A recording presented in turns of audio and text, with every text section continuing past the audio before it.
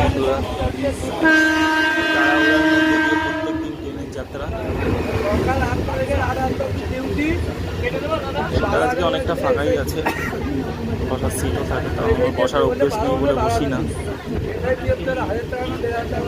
বসার অভ্যেস নেই, কিন্তু হাওয়াটা খুব সুন্দর লাগছে। জ্যাকেট ট্যাকেট পরে আছি, জ্যাকেট ট্যাকেট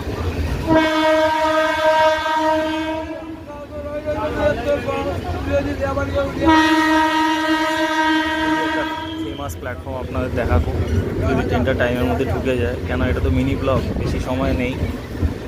টাইমের মধ্যে ঢুকে যায় তাহলে খুবই ফেমাস একটা প্ল্যাটফর্ম আপনাদের দেখাবো, ওটা সারপ্রাইজ আছে। জানি না, ট্রেনটা তো স্লো হয়ে গেল, কোনো জায়গায় সিগন্যালে দাঁড়াতে পারে।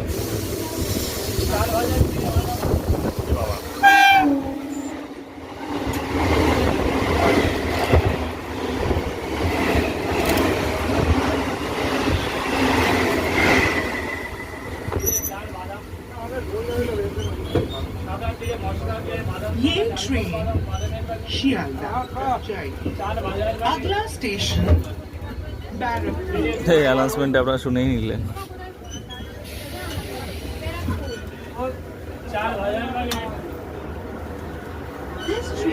দেখা যাচ্ছে প্ল্যাটফর্মটা অনেকটা দূরে রয়েছে, তবে এখানে দাঁড়িয়ে পড়েছে, ছেড়ে দিয়েছে গাড়ি। দেখা যাক, হয়ে যেতে পারে, প্ল্যাটফর্মের দর্শন হয়ে যেতে পারে মনে হচ্ছে আমার। এই প্ল্যাটফর্মটা খুবই ঐতিহাসিক, অনেক পুরোনো একটা প্ল্যাটফর্ম, আর একটা ফেমাস জায়গা আর কি, ব্যারাকপুর।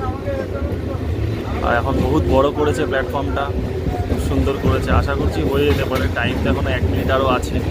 আমার 3 মিনিটেরই মিনি ব্লগ ছিল এটা, এবার দেখা যাক।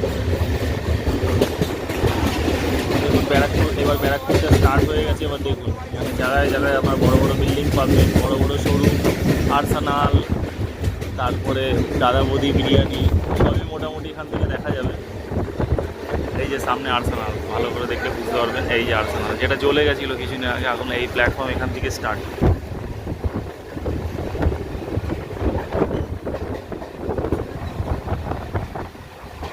দেখুন দাদা বৌদি দূর থেকে দেখা যাচ্ছে, ওই যে দাদা বৌদি, দাদা বৌদি সিন্স 1963 দাদা বৌদি।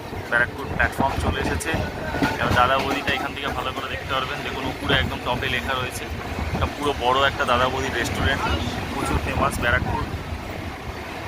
ফাইনালি আমরা কিন্তু ব্যারাকপুরে ঢুকেই গেলাম, ব্যারাকপুরটা আপনাদের দেখাতে পারলাম, এটাই আমার খুব ভালো লাগলো।